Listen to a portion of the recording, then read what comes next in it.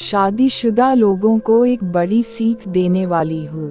पत्नी ने न जाने क्या किया था कि पति ने उसे एक के बाद एक कई थप्पड़ जड़ दिए।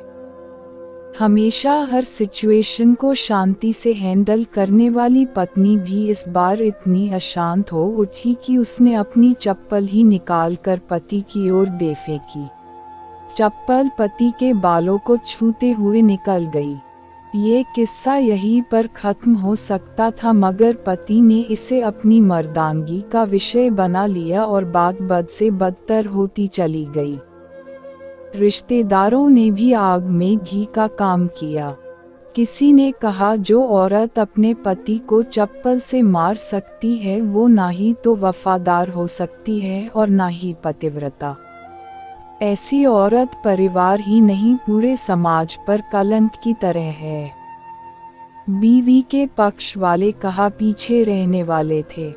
किसी ने कहा 21वीं सदी में भी जो स्त्री के साथ मारपीट करते हैं उन्हें तो जेल भेज देना चाहिए। तो कोई कहता जरूर उसको कोई और पसंद आ गई होगी इसलिए अब पत्नी से मारपीट करने लगा है। बात कोर्ट तक पहुंच गई। दोनों पक्षों ने एक दूसरे के खिलाफ केस फाइल कर दिया। पति ने चरित्रहीन होने का तो पत्नी ने दहेज और शारीरिक उत्पीड़न का आरोप लगाया। 2 वर्षों से अधिक समय के लिए केस चला था। इन 2 वर्षों के दौरान दोनों पति पत्नी अलग अलग रहे थे। इन 2 वर्षों के दौरान दोनों पक्षों के समर्थकों की संख्या कम हो गई थी। पहले जहां दोनों पक्षों में समर्थकों का समूह होता था, अब गिने चुने लोग रह गए थे। पति और पत्नी दोनों की आर्थिक स्थिति भी इस समय के दौरान नीचे गिर चुकी थी। जिन्हें वो अपना शुभचिंतक समझ रहे थे, पैसों की बात आते ही उन्होंने भी अपना पलड़ा झाड़ लिया था। अगर कोई देने को राजी भी हुआ तो मोटे ब्याज की शर्त पर। आखिरकार वही हुआ जो सब चाहते थे, डाइवोर्स। हर कोई खुश था, दोनों पक्षों के रिश्तेदार, उनके माता पिता और दोनों के वकील। लेकिन 5 साल की सुखद शादी और एक सुंदर बेटी होने के बाद मिले इस डाइवोर्स से पत्नी मूक थी और पति शांत। शायद ये एक इत्तेफाक ही था कि इस खुशी को मनाने के लिए दोनों पक्ष के लोग एक ही चाय की टपरी पर बैठे, आमने सामने। इत्तेफाक इसलिए क्योंकि ज्यादातर लोग जो एक दूसरे के विरोध पक्ष को सपोर्ट कर रहे थे वे एक दूसरे को अच्छे से जानते भी नहीं थे। पति पत्नी भी इन सभी से दूर एक दूसरे के सामने मेज पर बैठे। पत्नी ने पति से कहा, अब तो खुश होगे ना, तुम्हारे मन की जो हुई है, मुबारक हो। तुम भी तो आज जीत गई हो। मुझसे तलाक तो तुम्हें भी मिल गया है। Congratulations to you too. पति ने कहा, तलाक को तुम जीत का प्रतीक समझते हो? पत्नी ने पूछा। पति चुप रहा।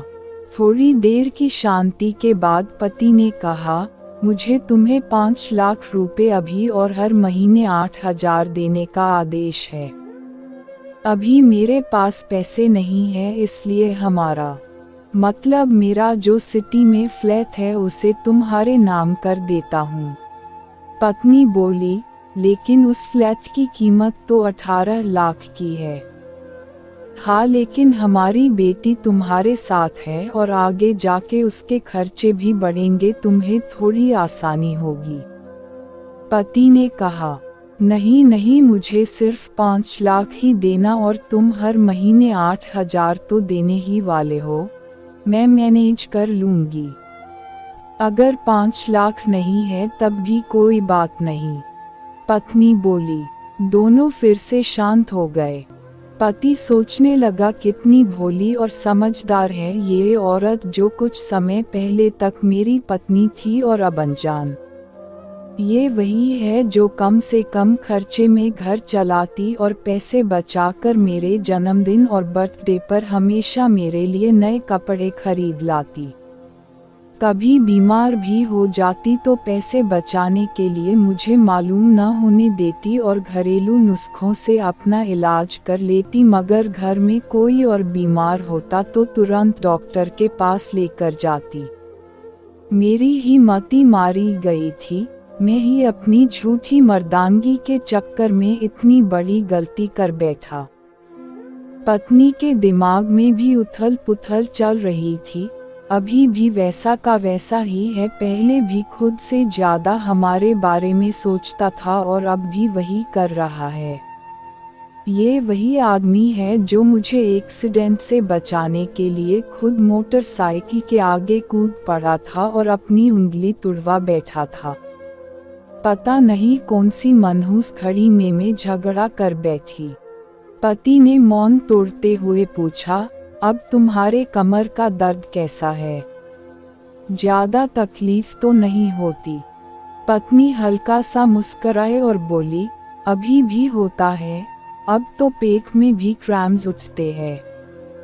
वो तो होगा ही, तुम योगा या कसरत भी तो नहीं करती हो। अब किसी गायनेकोलॉजिस्ट को जरूर दिखा देना। पति ने कहा, तुम बताओ, तुम्हारा अस्थमा कैसा है अब? क्या अब भी दौरे पड़ते हैं? पत्नी ने पूछा। हाँ पड़ते हैं, पहले से ज्यादा, क्योंकि अक्सर इन्हेलर भूल जाया करता हूँ, याद दिलाने के लिए तुम जो नहीं हो अब। पति बोला। पत्नी के आंखों में आंसू आ गए, वो बोली, तुम्हें मेरे चरित्र पर सवाल नहीं उठाने चाहिए थे, तो ये परिस्थिति आती ही नहीं। हाँ मैं जानता हूँ, तुम बहुत अच्छी हो, मुझसे गलती हो गई, बहुत बड़ी गलती। मैं लोगों के बहकावे में आ गया था। पति बोला। तुमने भी तो मुझ पर दहेज का इल्जाम लगाया था, वो बोला। गलत था और इस बात का मुझे भी पछतावा हुआ, पत्नी ने कहा। पति कुछ कहना चाह रहा था लेकिन हिचकिचा रहा था। पत्नी ने पूछा, कुछ कहना चाहते हो? वो बोला, क्या सब पहले जैसा नहीं हो सकता? क्या मतलब? पत्नी बोली, मतलब कि हम फिर से पहले की तरह पति पत्नी बनकर, सच्चे दोस्त बनकर नहीं रह सकते।